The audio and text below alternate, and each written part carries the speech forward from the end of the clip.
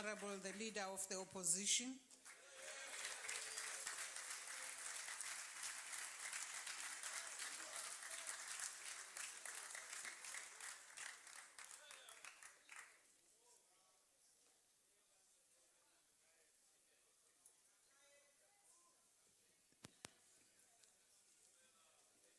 Madam Speaker, Honorable President and Deputy President, Honorable members, fellow South Africans and guests in the gallery, Bagaetsu, Dumelang. The weight of our history lies heavy upon all of us. We must never forget past injustices, and we must put right the wrongs of the past.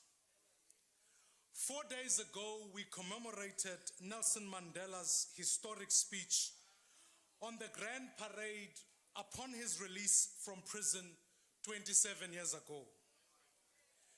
As we reflect on the state of our nation, we must ask ourselves, fellow South Africans, how many South Africans enjoy the freedom that Madiba spoke of that day 27 years ago? 3 days ago, we marked the 51st anniversary of the forced removal of the people from District 6. People were wrenched from their homes and families were ripped apart. I am sure, fellow South Africans, all of us will join me in saying, Order. never, never, and never again.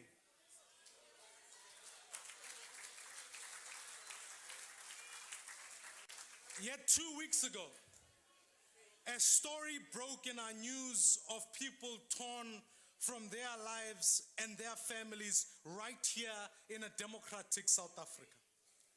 We heard of how thousands of mentally ill patients were carted off to unlicensed NGOs without telling them or their families where they are going. We heard how 94 patients tragically died of starvation, dehydration, diarrhea, pneumonia, and seizures. The ANC government, under this president, did that. From the Marikana 34 to the Esidimeni 94, this government has turned against the people of this country. This is a murderous government. Speaker, when we proposed a minute's silence to mark the tragic death of the Esidimeni 94, the ANC said no. At a stroke, the ANC showed what it really thinks about the vulnerable members of our society. You see, the only thing that this party cares about is power. It cares about getting rich. It cares about big projects like the arms deal and the nuclear deal that are conceived. Because in the words of President Kgalema Motlanthe, they offer opportunities for certain people to take and make money. It cares about the perks of office, the cars, the travels, the blue light convoys. In fact, ke kwae re opelang se fela sele se se reng o sa bora moreki gonne moreki o tla ba fa di tender le di kontraka. The ANC has stopped caring for ordinary South Africans. The ANC has turned from liberator of the people to the enemy of the people. On Thursday evening, we gathered to watch the President's State of the Nation address. Long before we entered this chamber, it was clear that this government wasn't on the same side as the people. Streets were closed off and barricaded for miles around this precinct. There were riot police and razor wire on every corner. There were snipers on the rooftop. There were soldiers with automatic rifles pacing up and down Parliament's Avenue. This, fellow South Africans, wasn't the state of the nation. It was a state against the nation. The ANC on the other side and the people on the other side. The liberator turned oppressor, the true enemy of the people. In his novel, 1984, George Orwell said, if you want a vision of the future, imagine a boot stamping on a human face forever. We saw a glimpse of this on Thursday night, and it looked very much like our painful past. The police in riot gear, the deployment of the army, the screams of female members of parliament as they were being punched and kicked. Indeed, a boot stamping on a human face. South Africa will never forget what happened on Thursday. And we will never forget the reaction of the man at the center of it all. The president who stands accused of 783 charges of corruption, fraud, money laundering, and racketeering. The president who built his house on the backs of the poor South Africans. The president who is selling our country to foreign agents. Order, Honorable Maimane, please take your seat. Yes, Honorable Member, what are you rising on? Honourable Speaker, I rise on Joint Rule Book 14F, Yes, the relevance proceed. of the State of the Nation address. The member is not debating the State of the Nation address because it was never even in the State of the Nation address. Honorable Member, He that's left. not really a point of order. Let him raise whatever points he wants to raise. Honorable Maimane, proceed. This is the president who is selling our country to foreign agents.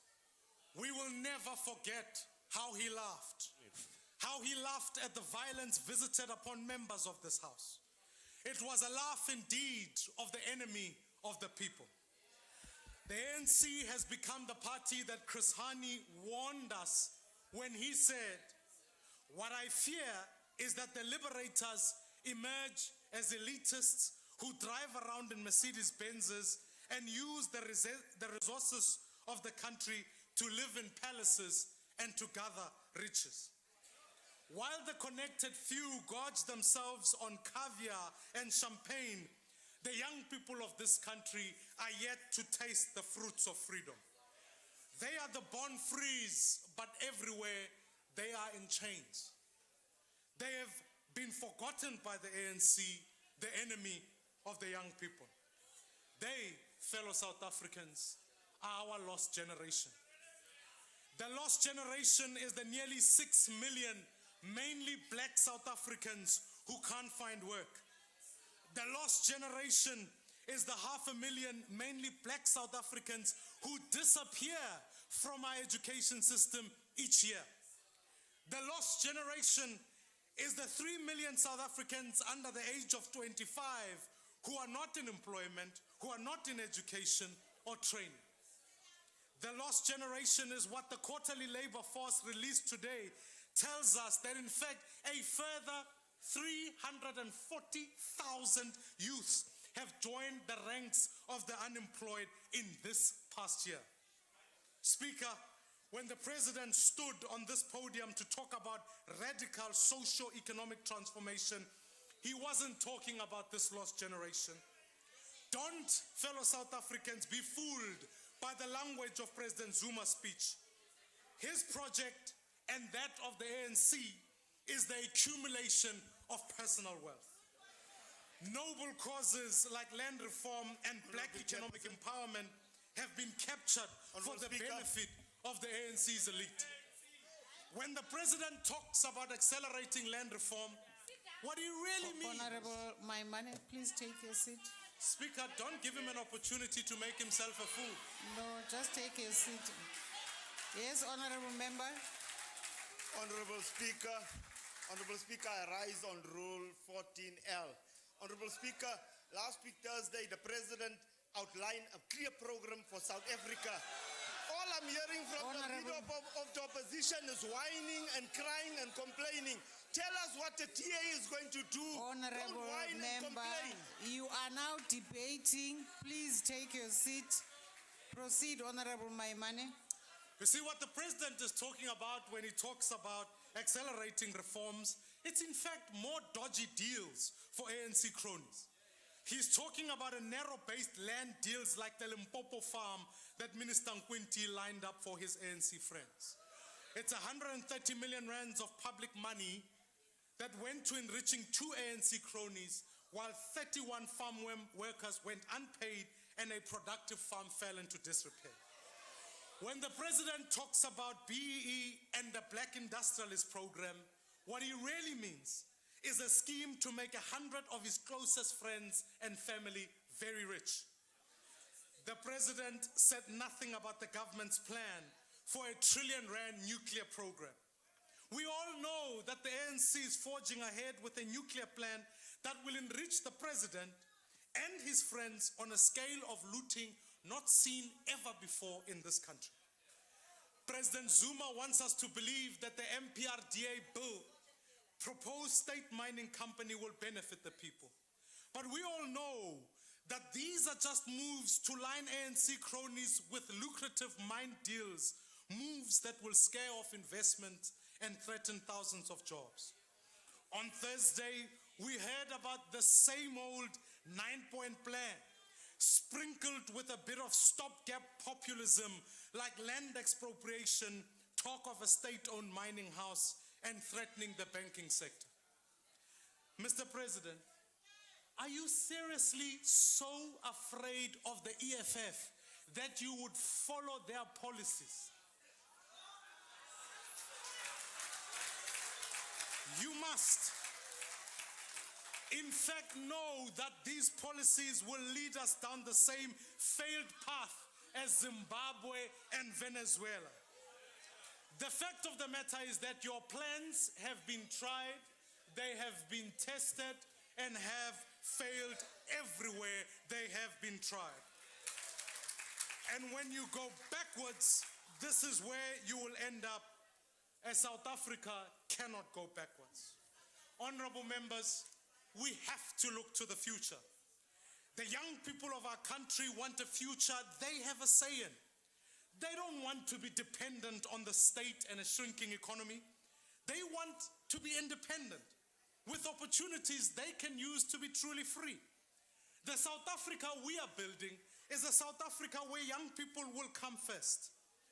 And so the DA has started to map up a rescue plan for this lost generation, a future we all believe in. Fellow South Africans, we will build a lean, caring, efficient state tasked with creating opportunities for people instead of a bloated, corrupt state that is only dragging us backwards. We will harness the energy of thousands of committed teachers and principals to lead the charge in turning our schools around while shielding our children from SATU's destructive influence. We will invest in training existing teachers and recruiting more teachers with excellent skills, particularly in maths and science. We'll explore the feasibility of bringing back. Where's the point of Madam point Speaker, of order? Where? today we are supposed, in accordance with Rule 14R, Honorable Maimane, please take your seat. I am making an explanation to say that today's debate is based on the State of the Nation address. The DA is grandstanding to say that they've got a plan outside the State of the Nation. Let them tell us about their plan in the Western Please Cape allow and in Honorable the Maimane to metros. finish his speech. Proceed, Honorable Maimane. Yes, Honorable Steenhuisen. Madam Speaker, that is now the third interruption that the Leader of the Opposition has had to sustain. I know. None of them have been points of order. It's very, very clear that they are using vexatious points of orders to disrupt the speaker. When the opposition defy your rulings, we get thrown out. Honourable Can you please be consistent? TNAs, and I've stopped them. I've told them to take their seats. I've told them that those were not points of orders. Honourable Maimane, please proceed. Can we have order, honourable members? Fellow South Africans, we will give parents a greater say over their children's education by exploring the feasibility of a voucher system. And to ensure that teachers and principals are supported and held accountable for the performance of their learners, we will seek to create a national education inspectorate. We'll ensure that school leavers improve their chances of finding work through a host of diverse education, training, and internship options. Those qualifying for higher education will be able to access funding through an expanded National Student Financial Aid Scheme. Our poorest students will be comprehensively supported, and the missing middle who cannot secure funding or bank loans will receive support proportional to their family's income. We also aim to give matriculants who don't qualify for university a free year of technical and vocational training for a year. One of the biggest obstacles when it comes to employing young people is the lack of experience in the workplace. So to bridge the study-work divide and to equip graduates with the necessary skills, we will invest in a private sector apprenticeship program as well as a nationwide government internship program across all departments. But preparing the youth for the job market is only one side of the equation, the supply side. The other half is about creating demand and ensuring that we have an expanding labor market to absorb millions of young South Africans. And this means sustained, inclusive economic growth. Only the private sector, fellow South Africans, can create jobs at the scale and pace South Africa needs, which is why we will radically reform the labor regime to support job creation. Honourable member, what point are you rising on? I would like to know if the leader of the opposition is willing to take a question. No, and it's nonsense. Order, Speaker.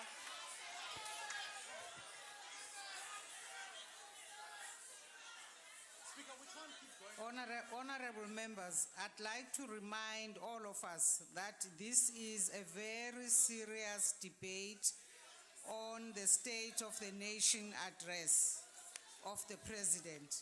I really would like to prevail on all of us to please allow this debate to happen with the dignity it deserves. Please proceed, Honourable Maimane.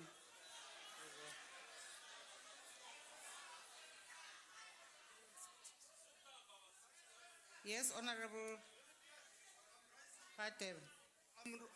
All right. Honourable Speaker, I'm rising on Joint Rule 14P about the use of the offensive language. The leader of the opposition has just said the member of parliament is speaking nonsense. Can you rule on that, please? Thank you.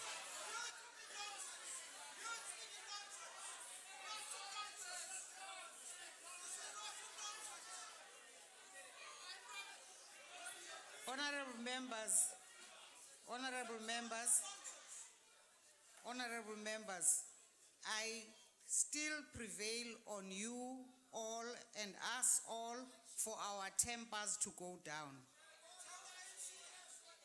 Yes, language might be offensive, but it's not always unparliamentary just because it's not nice. Proceed, Honourable Maimane. Fellow South Africans, we intend to turn South Africa into a nation of entrepreneurs. The small, medium, and micro-enterprise sector will have our full support because this is where 90% of job-creating potential lies. We will do everything we can to minimize the regulation they face, including exempting both small businesses and young people from voluntarily opting out of the minimum wage legislation. We will start a jobs and justice fund like Singapore and Colombia have done with much success, to give entrepreneurs access to capital they need to start and grow businesses. We will invest in the kind of infrastructure needed for inclusive growth and not projects designed to give kickbacks. We will, fellow South Africans, stop the nuclear deal and open the electricity grid to more independent power producers. And will invest heavily in broadband and integrated transport system, as we are already doing here in the Western Cape. We will partly privatize state-owned enterprises by offering shares to employees and excluded South Africans, as well as the private sector. This will free their boards from capture by the politically connected elites and give South Africans capital to gain access to the economy. We must adopt a once empowered, always empowered policy for the mining industry, and we will reject the investment killing MPRDA bill. For us, fellow South Africans, black economic empowerment is about mass inclusion rather than elite re-enrichment. It will reward companies that put young black South Africans through school and give them mentorship through apprenticeships to grow expertise. We will empower South Africans by giving them ownership of the land they live on through a transfer of title deeds, and we will identify the vast tracts of government-owned land for redistribution. We will incentivize commercial farmers to establish farm equity schemes where workers share in the ownership of existing successful farms, allowing for a progressive transfer of ownership and skill. We recognize that inclusive growth requires a peaceful, healthy society, along with an honest, caring, and capable government. And to this effect, we would put an extra 50,000 police officers to the police service and will train them and resource them properly. We'll ensure that they're on the streets, active and visible to communities instead of simply sitting behind desks. We'll bring back the specialized police units to face the most serious crimes head on. Some of these, particularly drugs and gangsterism, are really our lost generation's cry for help. We will build a caring state that will protect all of our people, particularly the most vulnerable in our communities, people such as the Esidimeni 94. Unlike the government's national health insurance, our health plan won't bankrupt the country and can be rolled out in half the time. Ours will be an honest, capable state, not one that militarizes our parliament, not one that deploys the army to protect one president. We will stop corruption. We will trim the flat of our bloated, inefficient state by halving the number of Honorable ministries, Speaker. capping spending on consultants, making tender processes transparent, and cutting. Order. Honorable Maimane, please take your seat. Thank you, Honorable Speaker. Is the leader of the opposition ready to take a question about why he visited Israel and the mayor of the city of Tshwane visited Are you Taiwan able to outside take a question? government international relations policy? Honorable member, if you want him to take a question, let's allow us to ask him. Honorable Maimane, are you prepared to take a question? No. Okay. Please proceed. Through clean, honest government, we will make our cities attractive to investment, turning them into places of jobs and growth. The DA has inherited metros saddled with widespread corruption and bloated administration. We will turn cities like Nelson Mandela Bay, Tshwane, and Johannesburg around to make them work for all South Africans.